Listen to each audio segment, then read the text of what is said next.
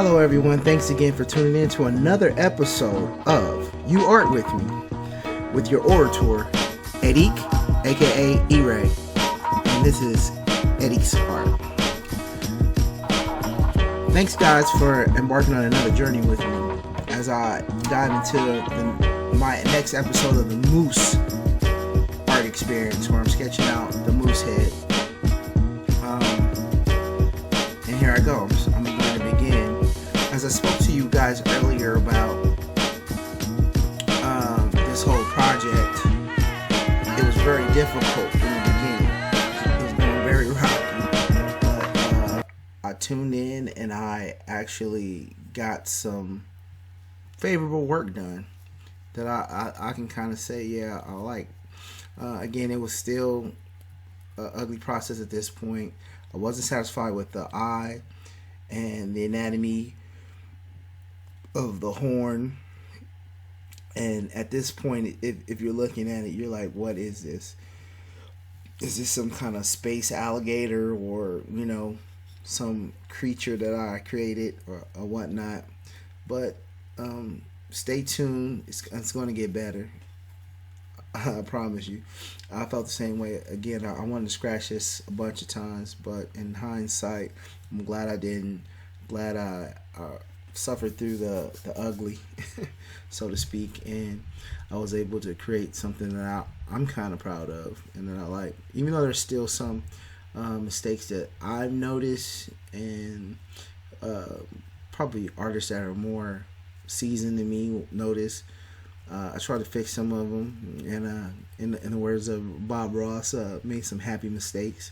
But overall, I was satisfied. And like I said, feel free. You got any comments, suggestions, or something? Please feel free to chime in, and I'm more than welcome to partake in your input. Let's say that. As I'm going right now, I'm going into that left antler, or a point on the antlers. Like, what's one of the most distinctive things I talked about with the moose is its antlers and horns. They're the only one of the large elk family that kind of have that I've seen, and I've as far as that have like that baseball glove type of horns they have, but they still have points, just like most other elks or deer or something like that. I think most of the males have the points and whatnot, or the antlers. If females do have them, they're gonna be smaller. I mean, the guys gonna have it because we have a lot of testosterone and masculinity, so we have to fight. So, like the male moose or the bull moose, they're going to have these huge antlers.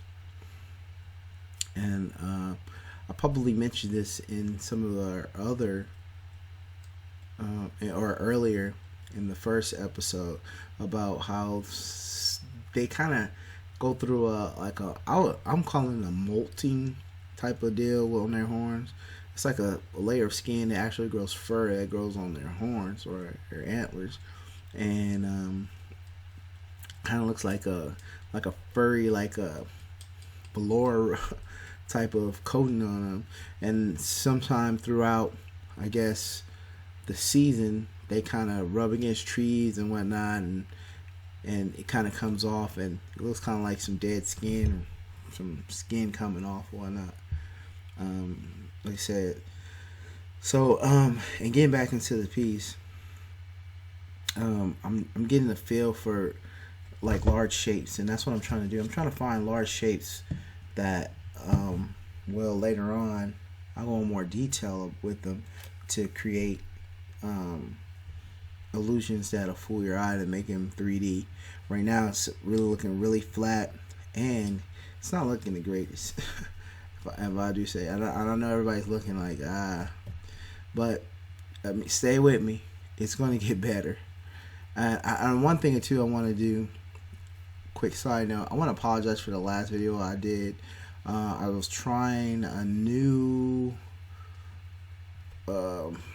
type of video editing software, and for their free version, I thought that they would put like a watermark, but I wasn't expecting it to be that large. I was gonna take it down, but I really didn't, because I was trying to look for another source, and I found another source that I'm actually using, and hopefully this will turn out pretty good. For what is, I mean, it's taken me a little bit of time to kind of navigate through this new, and if it's good, I will say the name on the next one. If everything comes out like I want it to, I will say the name and tell you. It's a free video director, editing software. Again, thanks for everybody sticking with me, because I mean, this is, I'm kind of in the beginning stages of a lot of this stuff, so yeah, thanks. But getting back into this, I'm working more on the antlers. I'm getting to the point where I'm kind of fixing the eye. The eye placement wasn't really great. It wasn't anatomically correct as far as where it should be. So I'm getting the feel. I've been trying to. I was doing a lot of grading, but I started doing grading on a couple of pieces or projects that I worked on, and it kind of came out really good. Using grids, it does help you keep in proportion a lot better, but I'm not really used to. I've never really been used to using grids, so I kind of go. You kind of see me going back and forth. I'm actually using my phone for my reference. I Googled on, and I got the pictures. So I didn't want to photocopy it, and I mean but I did want to get an essence of the moose and a feel for how I feel it should be, so I can get some type of anatomically and correctness, so to speak, in what I was doing. And like I said, once I moved the eye a lot more, I got a lot better results.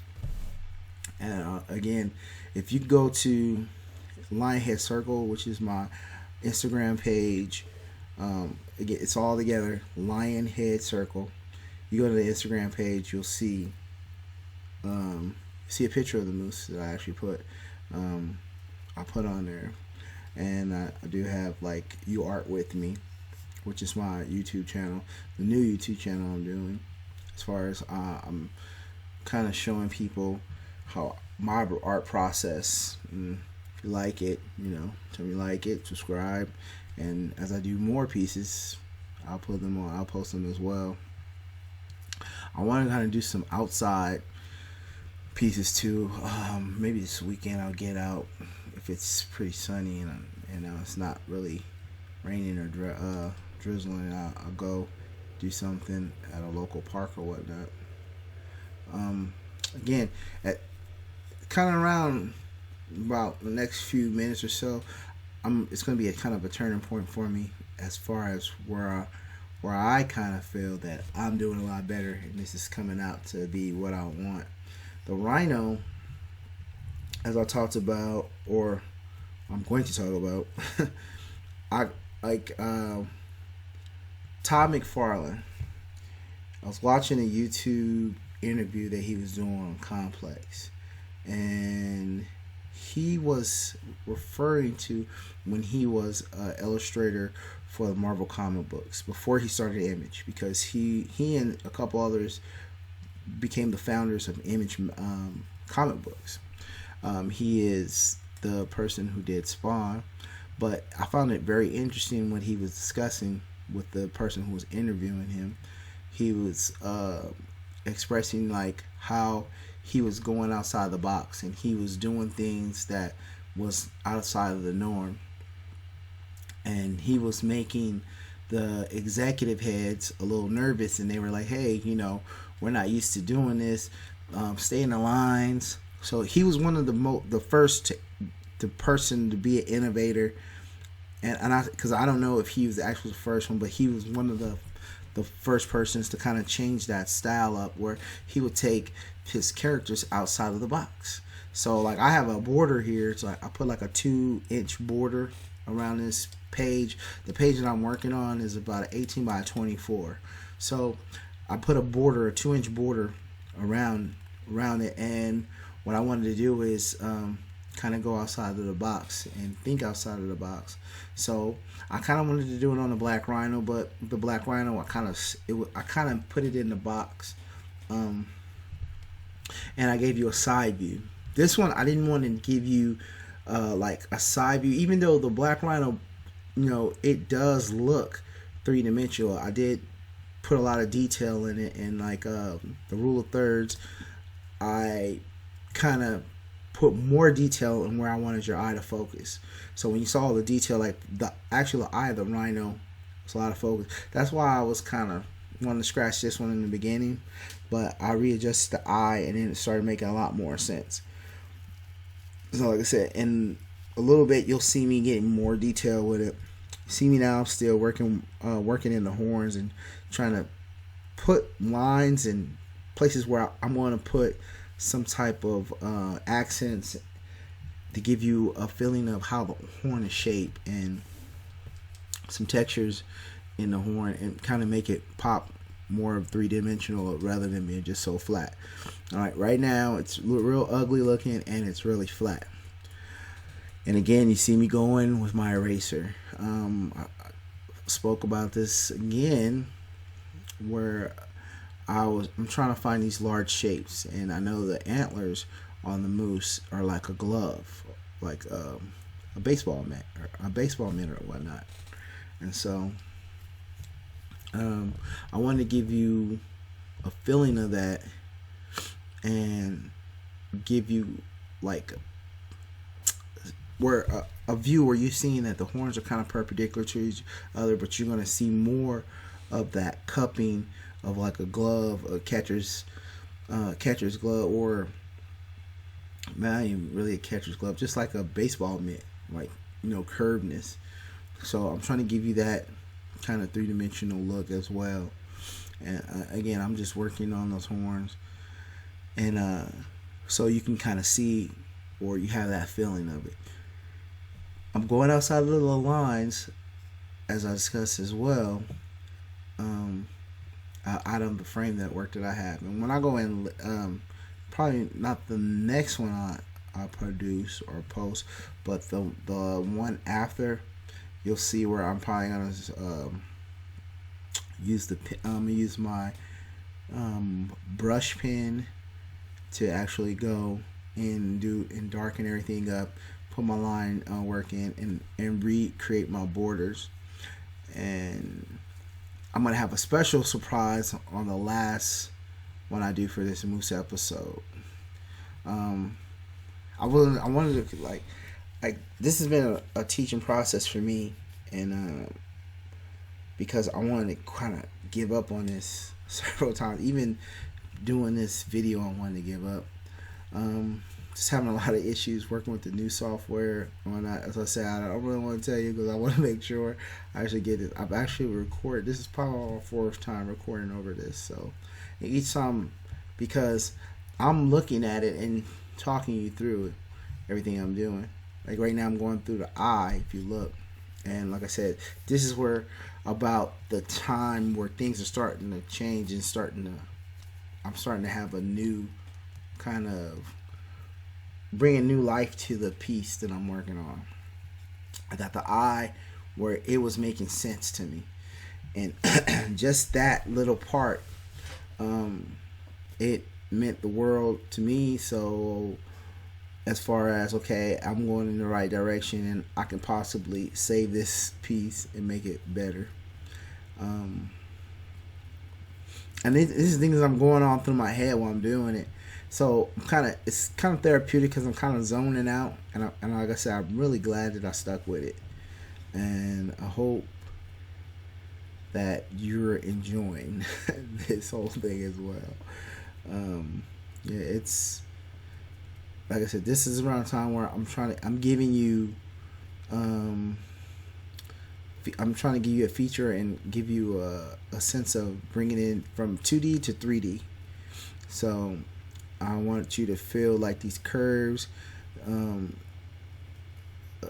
structure of the head and how the mouth part comes out, the bridge of the nose, the nostrils, and I want to give you the kind of like this, and creating this border gave me a way to kind of make it look like it was jumping out or three-dimensional, like maybe the moose was sticking his head through something, and it actually turned out pretty good,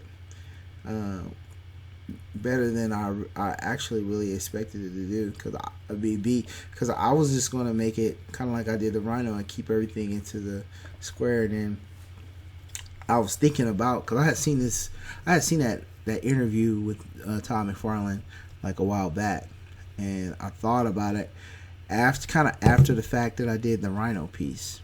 So in doing so, I was like, okay, this is gonna work. It's gonna be a pretty good ordeal for me. And as you see, things are coming to it, kind of working together. It's connecting. It's moving. It's flowing. Getting a better idea of these horns. Really frustrated in the beginning, because like even though they're like a glove, like a baseball glove, the fingers come out, but these fingers go to a point, and so I wanted to keep it, and it was kind of like maybe like a roundness of fingers, but they still pointed out. So like I said, at this point, I wasn't quite happy. I wasn't really happy with the horns, the anatomy on them, and so I'm going to be fixing those, because from where the horn was coming out of the head, anatomically it wasn't correct. According to the adjacent horn on the left hand side, it looked kind of off and weird to me. And these are some things that you can kind of fix when you're putting like more detail in it as well. You can do that. You see right here, I'm working on the shoulder, the front shoulder of the moose, and because the moose head is protruding forward, you're going to see the moose getting smaller going back. So I'm kind of giving you a perspective view of, like a side perspective view of him coming out. And like I said, at this point I kind of was, it was like a happy mistake as well. I did want to come out outside of the box, but I didn't know if I wanted just the horns to come out, or I wanted the whole mouth and the head to come out of it as well. But I got to this point and it didn't make any sense, because I wouldn't have had enough room, and I didn't want to cut the mouth and the nose off, because that's an essential part of the head of the moose. So I wanted you to have an idea of that as well, and see that as well as the horns. And I think I made a really good decision on doing that. And you'll see, like I said, you'll see it and see what I have there. Like I said, at this point, I'm feeling a little bit more comfortable and confident about this piece. You can look at the ears. The ears kind of remind me of like maybe a donkey. The ears are kind of like close together and going back, as if like it gave a motion, I guess a movement, the way the ears look like they may be being blown back by wind, but I guess he just had his ears kind of pinned back like that in the reference piece that I was looking at on my phone. And it's kind of cool too.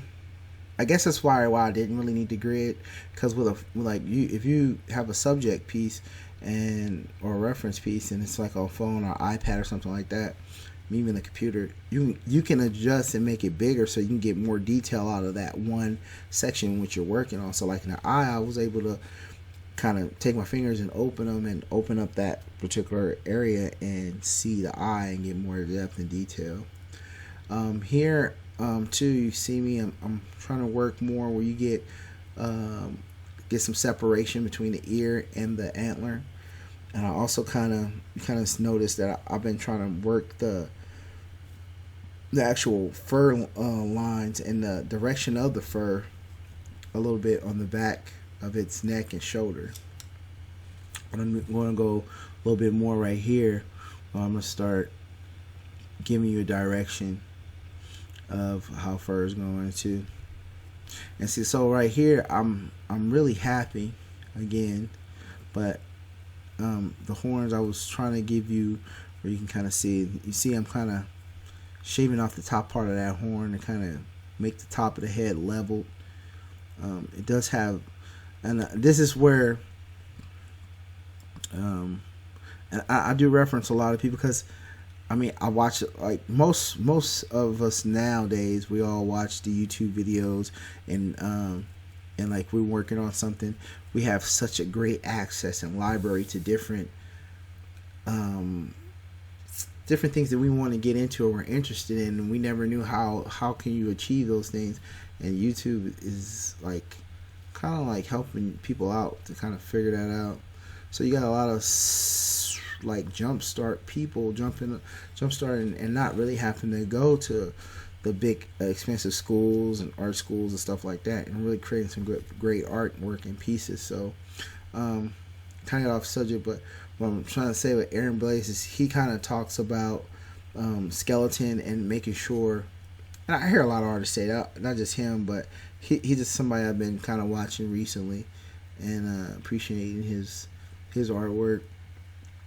But he kind of talks about, knowing the anatomy, starting from the skeleton, knowing anatomy and being anatomically correct with things that you're doing. It makes you being as an artist better. Draw things from life. They're moving around. That's something I want to do and get more into doing that as well. Maybe go to the zoo or something and sit down and just draw some animals at the zoo. Put my easel out and take my big notepad, and start doing stuff. And like I said, at this point, I'm just trying to get some stuff in and get a little bit more detail, and taking that flat space and trying to fool your eyes and make it more three-dimensional, and giving you perspective as well, all in the same time, so to speak. And so, like right here, like the nostrils and side of his nostrils, and the way their nose and mouth kind of meets, they have like a kind of elongated front part of the nose. I don't really know the name of it, and it kind of folds into the upper lip as well. And so right here, you're gonna see how the nose and the upper lip kind of all flow into one piece, and then you have the nostrils there. I've been calling it a snout or whatever, but I don't really think that's the correct name for it. So right here, I'm giving you, like I said, more. I talked about fur direction, and that is essential because you don't have to put. I'm not trying to draw every line of fur, but I want to give you a few lines so you can kind of get a direction where it's going, and that because that direction of fur is the muscle. The muscular structure underneath the skin and the fur. So because the skin kind of like sucks up on the muscular structure, and you can see it gives you an illusion that like you can kind of see like the muscular structure underneath the hair. So and that's what I'm doing, and all these little nuances that I'm doing allows me to fool the eye and give you a three-dimensional feel rather than just being two-dimensional and being flat. So at around this point where I'm at, I'm a lot more comfortable in where I'm going with everything. I think I got a really unorthodox style of how I hold my my pencil or my graphite mechanical pencil, but it allows me to get and you see what I'm doing. I'm kind of moving, kind of getting a muscle memory of how I'm moving and flowing. So I'm kind of working my wrist and working my hand, try to get better lines. That's something that I want to do too. Maybe I might just do a video where I'm just working lines, and because I need to actually get better, I feel, and just doing straight lines. Most of my stuff is really sketchy. You know, a lot of professional artists and masters and whatnot. They would probably be like, well, he's really sketchy. A lot of my stuff is really sketchy. But I'm gonna go over it anyway with and I'm unapologetic with it with my sketch lines. But I always know that I can go over it with either Rapidio pen or a Micron pen or my brush pencil. My brush pen, which I think those are really cool to have. And like I said, I'm working it more as I'm feeling more confident, and I'm seeing stuff and having little happy mistakes that are coming out and giving you a better perspective of what I'm seeing. And so, and I'm slowly coming to a point where I'm going to work more on the right antler and how it's cuffing right now. Working the fingers a little bit more that are coming from the moose antlers on the right hand side. So at this time, I got the large shape structures that I was kind of looking for, like I said, and I'm just working a lot of that stuff in, and I'm putting lines down to kind of see what works to my eye, and that's what I'm doing right now. I'm actually trimming, so to speak, what I'm doing. But again, I want to thank everybody, because you know what that music means. Coming to the end of this particular episode, I enjoy rocking with you guys. Thanks to everybody who subscribed, everybody's watching my videos. I really appreciate it. Invite your friends. Send it out. Like, subscribe, hit the bell. Check out my Instagram, Lionhead Circle. Again, thanks to everybody. Hope everybody has a great day and enjoy my art. And thanks for arting with me today, because you art with me. Thanks, guys. Y'all have a good one.